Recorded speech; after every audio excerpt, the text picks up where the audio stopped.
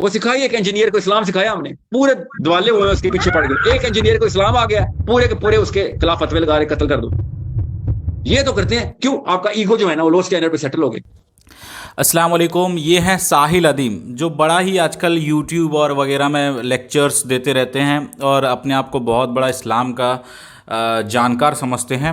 تو یہ کہہ رہے ہیں کہ انجینئر کو اسلام آ گیا تو لوگوں کو بہت تکلیف ہو گئی, انجینئر کو اسلام آ گیا. ان کو لگتا ہے کہ یہی واحد انجینئر ہے, یہی ایک لوتا انجینئر ہے جو انجینئر محمد علی مرزا ہے. اس کے علاوہ کوئی بھی عالم دین, وہ انہوں نے نہ انجینئرنگ کی ہے, نہ انہوں نے دنیاوی پڑھائی کی ہے, نہ وہ کالج گئے ہیں, نہ وہ کسی یونیورسٹی سے پڑھے ہیں. وہ بس بیٹھے بٹھائے یہ سے مولانا بن گئے ہیں, ان کا کوئی علمی حیثیت نہیں ہے. ان کا جواب وہ دے گا جو دنیاوی طور پہ بھی میرے جیسا پڑھا لکھا آدمی ہوگا اور مولوی جو بڑھ کے نکلے ہوئے گا. تو حافظ عمر صدیق صاحب, آپ کو سائنس کتنی آتی ہے؟ میرے سے زیادہ آتی ہے آپ کو. میں کوالیفائڈ انجینئر ہوں. میں آپ کو ایک ایگزامپل ہی دے دیتا ہوں آپ کو.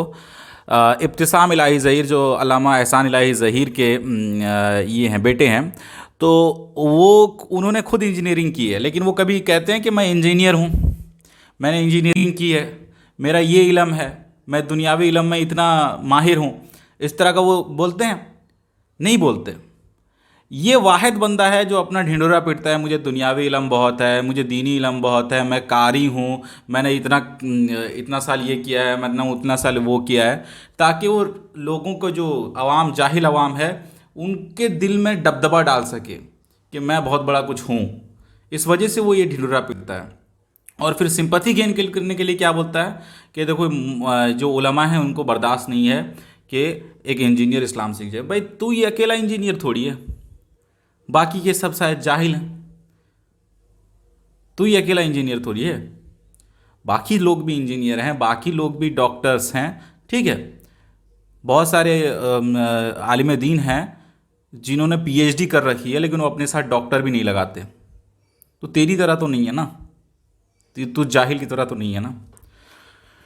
تو یہ ساحل ادیم جو جھوٹی حدیث سناتا ہے, کہتا ہے کہ علماء جو ہیں دجال کی بیعت میں آئیں گے, کہ علماء کرام کی کثرت ہوگی دجال کی بیعت میں اور عورتوں کی کثرت ہوگی. تو یہ ہمارا تو کوئی بچت نہیں ہے. عالم کھیلتے رہے نا ہم, تو دجال کیس والے تو گئے ہم تو. کیا ہم کیا کریں؟ مسئلہ یہ ہے کہ ہمارے حدیث کے مطابق ہی حدیث یہ ہے کہ عورتیں, زیادہ تر عورتیں اور زیادہ تر علماء کرام دجال کے اوپر بیعت ہو چکے ہوں گے.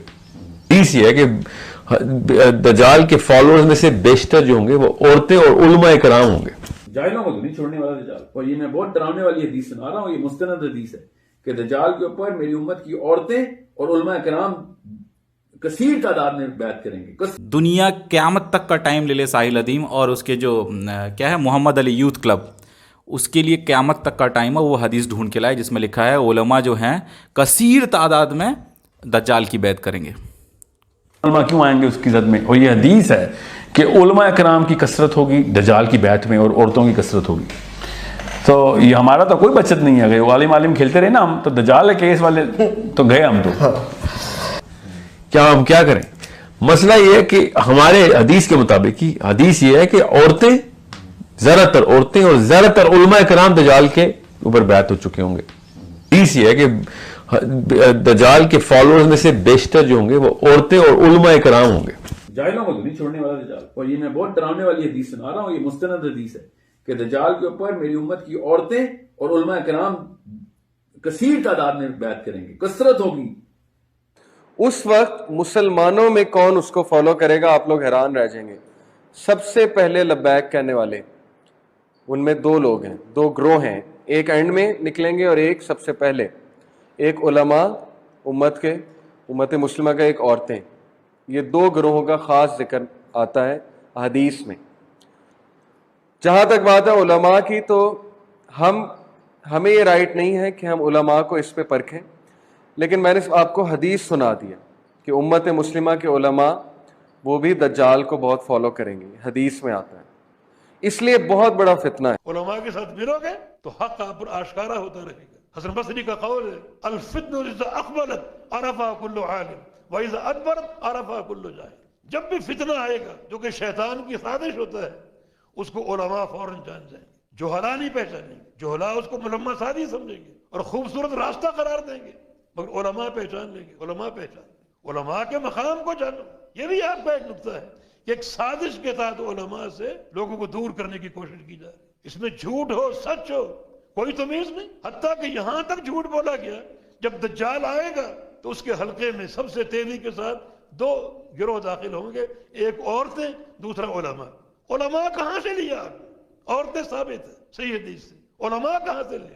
ये तो प्यारे पैगंबर अलैहिस्सलाम पर एक तनाकुज़ का इल्जाम, जो अल्लाह के पैगंबर उलमा की शान बयान कर रहे हैं। अल उलमा वरसतुल अंबिया, ये अंबिया के वारिस हैं। फरमा रहे हैं फज़लुल आलिम अल आबिद का फज़लिल क़मर लैलतुल बद्र अला साइरिल कवाकिब। ये एक आलिम की फजीलत और फौक़ियत एक आबिद पर कितनी है, जैसे 14वीं के शान की तमाम सितारों पर। जिस नबी की जुबान से उलमा की शान में ये बातें बयान हों, वो नबी ये कह सकता है कि उलमा ही दज्जाल के हल्के में शामिल होंगे। तो अल्लाह के नबी की तरफ तनाकुज़ की निस्बत है, झूठ बोला गया, कोई रिवायत ऐसी नहीं, सिर्फ उलमा से लोगों को दूर करना ये एक साजिश है। जबकि ये बात मालूम है कि इल्म का मस्दर और मंबा उलमा है।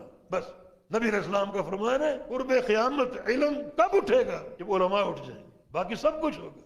या आपके कैमरे होंगे, आपकी लाइब्रेरियां होंगी, आपकी डिस्कें और सब कुछ होगा, इल्म नहीं होगा।